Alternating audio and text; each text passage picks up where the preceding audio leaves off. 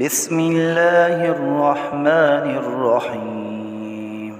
يا أيها الذين آمنوا لا تتخذوا عدوي وعدوكم أولياء تلقون إليهم بالمودة وقد كفروا بما جاءكم من الحق يخرجون الرسول وإياكم أن تؤمنوا بالله ربكم إن كنتم خرجتم جهادا في سبيلي وابتغاء مرضاتي تسرون إليهم بالمودة وأنا أعلم بما أخفيتم وما أعلنتم ومن يفعله منكم فقد ضل سواء السبيل.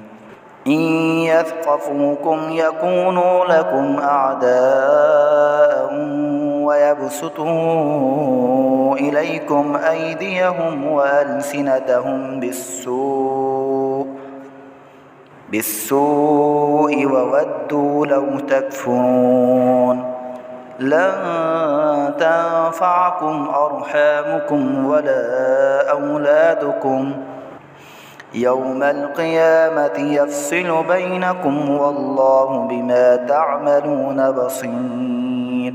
قد كانت لكم أسوة حسنة في إبراهيم والذين معه إذ قالوا لقومهم إنا براء منكم ومما تعبدون من دون الله كفرنا بكم وبدا بيننا وبينكم العداوة والبغضاء أبدا حتى تؤمنوا بالله وحده إلا قول إبراهيم لأبيه لأستغفرن لك وما أملك لك من الله من شيء ربنا عليك توكلنا وإليك أنبنا وإليك المصير. ربنا لا تجعلنا فتنة للذين كفروا واغفر لنا ربنا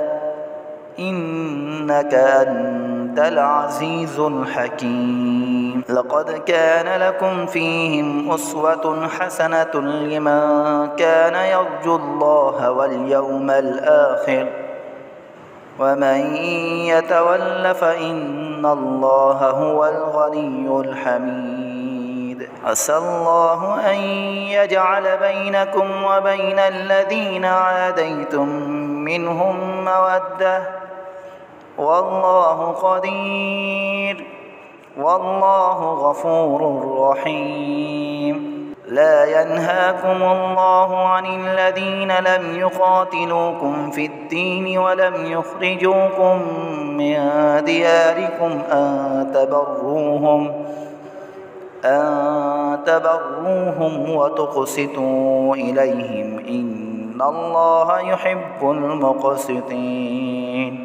إنما ينهاكم الله عن الذين قاتلوكم في الدين وأخرجوكم من دياركم وظاهروا على إخراجكم أن تولوهم ومن يتولهم فأولئك هم الظالمون.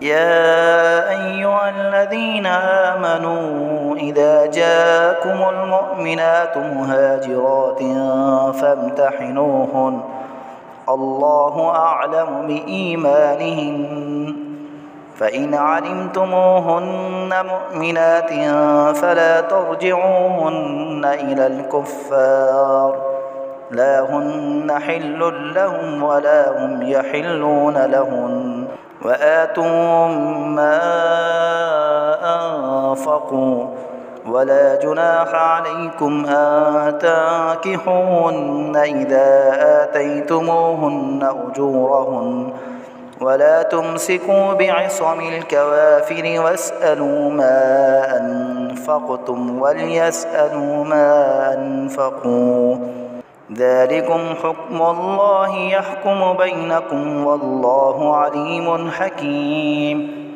وإن فاتكم شيء من أزواجكم إلى الكفار فعاقبتم فآتوا الذين ذهبت أزواجهم مثل ما أنفقوا واتقوا الله الذي أنتم به مؤمنون. يا أيها النبي إذا جاءك المؤمنات يبايعنك على أن لا يشركن بالله شيئا ولا يسرقن ولا يزنين ولا يقتلن أولادهن ولا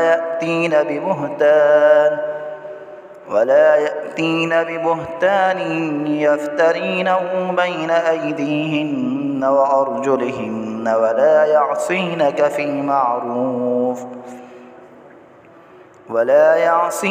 في معروف فبايعهن واستغفر لهن الله إن الله غفور رحيم. يا أيها الذين آمنوا لا تتولوا قوما غضب الله عليهم قد يئسوا من الآخرة كما يئس الكفار من أصحاب القبور.